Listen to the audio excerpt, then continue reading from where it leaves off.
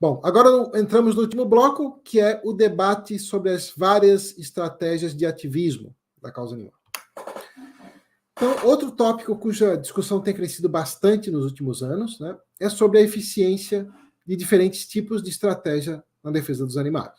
Isso é pouco discutido ainda, né, deveria ter mais discussão sobre isso, né, mas a gente vai ver um resumão, assim, bem resumidinho mesmo, assim, não, nem vai fazer jus à complexidade de várias estratégias, né? Mas só para a gente ter uma ideia do que já foi discutido sobre algumas estratégias, né? Então, esse quadro que a gente vai ver agora, ele vai exemplificar vários debates sobre diferentes questões referentes a estratégias de ativismo. Tá? E muito importante, né? Aqui a gente não vai tomar nenhuma posição a favor ou contra essa ou aquela estratégia, a gente vai ver como que uma estratégia tem sido defendida e como que ela tem sido criticada. Mais importante, tá? Esse debate não é necessariamente sobre essa ou aquela estratégia. A gente, em cada quadro dessa tabela, a gente vai ver de um lado uma estratégia e de outro uma estratégia, digamos assim, oposta. Mas não quer dizer que a gente tenha que necessariamente optar por ou uma ou outra. O debate pode ser sobre o quanto focar em uma ou o quanto focar em outra, tá? Mas pode ser que, em alguns casos, a gente tenha que optar por ou uma ou outra. Isso está em aberto. Tá? E outra discussão adicional é essa. Será que é melhor todas as pessoas terem o mesmo grau de foco em certas estratégias? Ou é melhor ter diversas pessoas focando em estratégias diferentes? E, por exemplo, compensando de acordo com quão pouco uma estratégia foi tentada? É outra questão em aberto também. Né? Depois a gente pode pensar sobre isso junto, até porque nós aqui também nós discutimos bastante sobre isso, né? E a gente também tem bastante incerteza em relação ao que é melhor sobre esse ponto. Então, vamos lá. Então, qual é o primeiro debate, né? Será que a gente deve focar em defender o veganismo ou defender a redução do consumo? Aí, novamente, a gente vai ver um argumento pró-foco na redução e um argumento pró-foco no veganismo. E, novamente, não necessariamente a gente tem que escolher ou uma ou outra estratégia, né? Não necessariamente uma mesma pessoa tem que adotar só uma ou só outra, não necessariamente todas as pessoas têm que focar no mesmo grau. Então, isso vai valer para todas que a gente vê. Tá? A gente só vai ver o principal argumento a favor de uma estratégia e o principal argumento a favor de outra, e a gente vai deixar em aberto para vocês, né, depois pensarem o que acham melhor. Então, um argumento pró-foco na redução é que pode ser mais fácil conseguir que muito mais pessoas reduzam o consumo do que aceitar que elas se tornem veganas. E a ideia por trás dessa estratégia é que muito mais pessoas fazendo menos pode ter um impacto melhor para os animais do que poucas pessoas fazendo muito. Agora, do outro lado, o principal argumento pró-foco no veganismo é que defender a redução e não o veganismo pode passar a impressão de que a exploração animal está correta. E mesmo se menos pessoas aderirem ao veganismo do que à redução, pode ser que o impacto total para os animais seja melhor, desde que essas pessoas que adiram ao veganismo sejam mais engajadas no ativismo. Então, está aí o principal argumento de cada lado. Eu só preciso avisar uma coisa aqui, que chegou a carona da minha filha. Só um segundinho.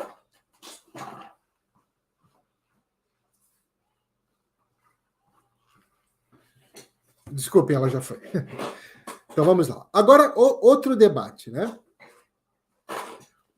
Outro debate, o que está em questão? Será que a gente deve defender uma reforma da exploração animal para que os animais sofram menos, ou devemos defender apenas a abolição da exploração animal? O principal argumento pró-reforma é que regulamentar a exploração animal pode diminuir o sofrimento dos animais explorados e pode ajudar a aboli-la gradualmente, pois pode fazer com que o público se torne cada vez mais preocupado com o que acontece com os animais.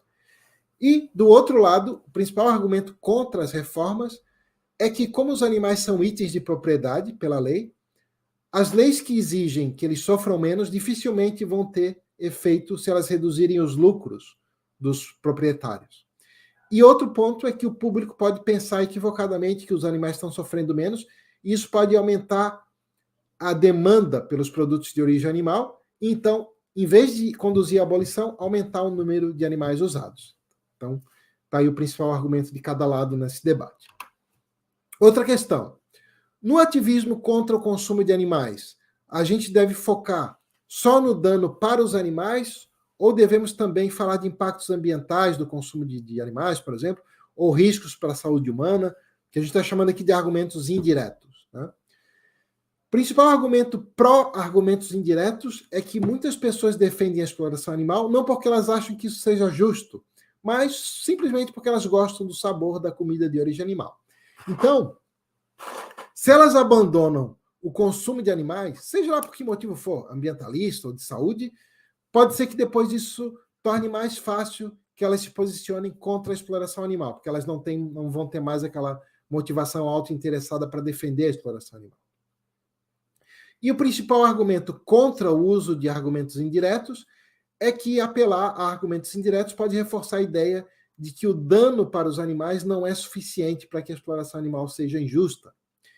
E, além disso, né, apelar a argumentos antropocêntricos e ambientalistas vai reforçar essas visões antropocêntricas e ambientalistas. E essas visões, como a gente viu, são a causa dos animais estarem na situação em que estão. E pode ser que venham ser a causa de riscos S no futuro. Então, por incentivar essas visões de mundo, né, o uso desses argumentos indiretos pode fazer com que as pessoas parem de consumir os animais, mas não se preocupem com outros danos que os animais padecem, por exemplo, em decorrência dos processos naturais, ou pode fazer com que elas não se preocupem em prevenir riscos S. Então, esse é o principal argumento contra o uso de argumentos indiretos. Outra questão. Na hora de falar sobre os seres sencientes, a gente deve focar nos animais não humanos somente, ou a gente deve também falar dos problemas humanos?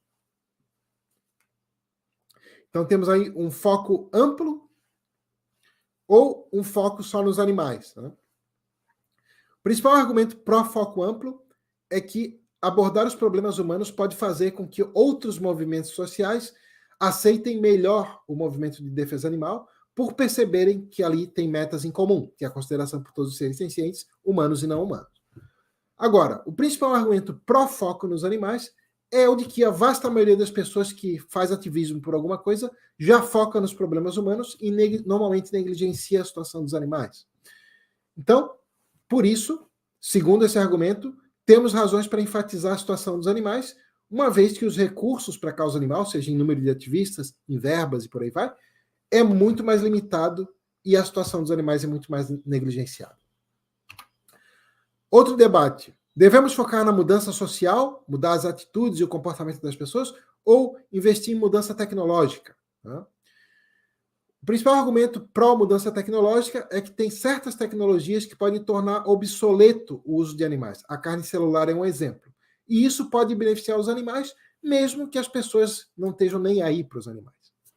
Se a carne celular for mais lucrativa para os produtores, eles próprios se empenhariam em parar de usar os animais, e se ela oferecer vantagens para o público preferiria. Agora, o principal argumento pró-mudança social é que o que vai determinar se uma tecnologia vai ser usada para causar sofrimento ou para prevenir sofrimento são os valores que as pessoas cultivam. Tá? E lembrando, novamente, a questão aqui não é optar por ou uma ou outra dessas estratégias, é o grau de foco.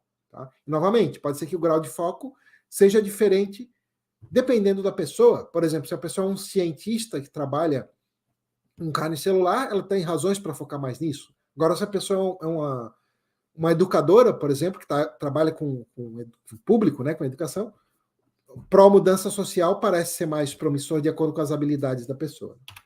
Outro debate. Devemos focar na população em geral ou focar naquelas pessoas que têm influência e poder?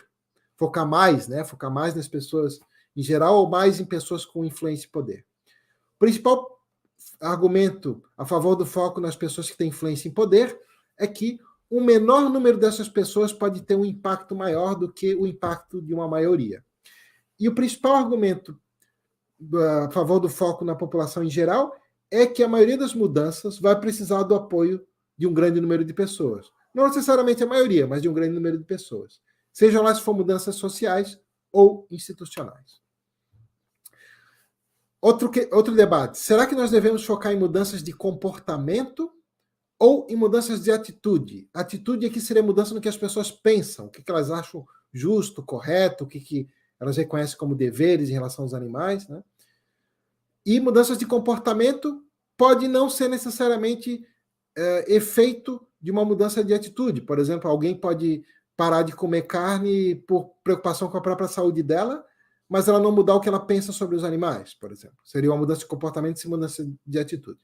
O principal argumento para focar mais em mudança de comportamento é a alegação de que mudanças práticas engajam mais. E essas mudanças práticas podem quebrar a resistência a mudanças de atitude. E o principal argumento pró-mudança de atitude é que é mais difícil as pessoas mudarem o seu comportamento em relação aos animais se elas não mudarem o que elas pensam sobre eles, o que elas pensam que devem em relação a eles. E agora uma última questão é o quão controversa ou complacente deve ser a nossa abordagem, né? O principal argumento pró-ação controversa é que a ação controversa chama mais atenção para o problema. E contra a ação controversa é que a ação controversa pode gerar rejeição. Conclusão. Agora a conclusão não só desse item, do curso inteiro, né? Então, nesse curso a gente tentou apresentar um panorama geral das principais questões discutidas na área de ética animal. E, obviamente, teve muitas questões importantes que a gente teve que deixar de fora. E mesmo as que a gente abordou foi de maneira muito resumida, né? Mas a gente acredita que, com todo esse material, ele oferece uma boa base introdutória para quem quiser posteriormente se aprofundar nessas ou em outras questões, já ter os fundamentos ali para entender melhor o que ela for pesquisar dali para frente, né? Os textos mais detalhados, né, estão no site da Ética Animal e estão no Sem Ciência, né?